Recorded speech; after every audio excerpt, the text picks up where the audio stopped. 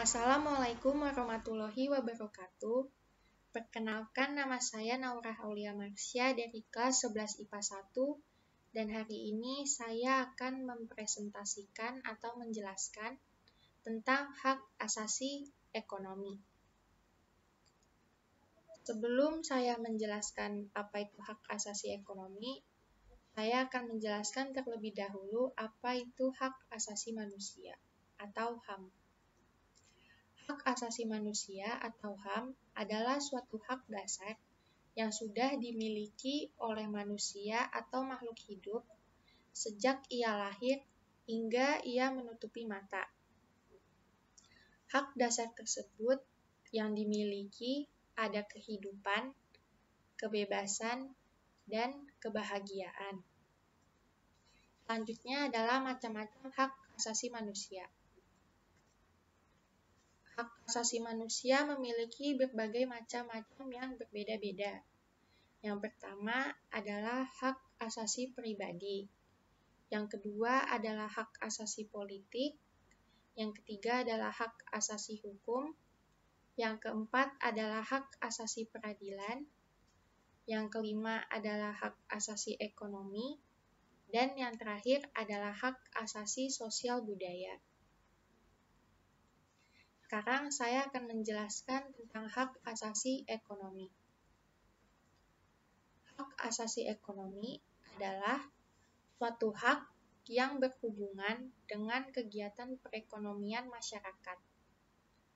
Aturan hukum yang mengatur hak asasi manusia, aturan hukum yang mengatur hak asasi ekonomi ada di dalam pasal 27 ayat 2 Perubahan Undang-Undang Dasar tahun 1945 yang dibunyikan, tiap-tiap warga negara berhak atas pekerjaan dan penghidupan yang layak bagi kemanusiaan. Dan terdapat juga di dalam pasal 28D ayat 2 Perubahan Undang-Undang Dasar tahun 1945 yang dibunyikan, setiap orang berhak untuk bekerja serta mendapatkan imbalan dan diperlakukan yang adil dan layak dalam hubungan kerja. Selanjutnya adalah hak-hak yang dijamin. Hak-hak yang dijamin ada hak kebebasan mengadakan jual beli, hak kebebasan menyelenggarakan sewa-menyewa dan hutang, dan hak kebebasan mengadakan suatu perjanjian atau kontrak. Selanjutnya adalah kasus-kasus yang berkaitan dengan hak asasi ekonomi. Yang pertama adalah ketidakadilan atau ketidaksetaraan ekonomi kasat mata di depan kita. Yang kedua adalah korupsi. Korupsi ini yang sering sekali muncul di Indonesia.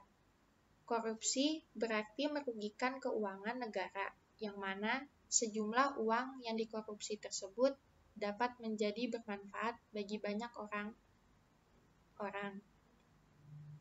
Korupsi ini di Indonesia sudah dicap sebagai kasus terbanyak se-Asia. Jadi di Asia itu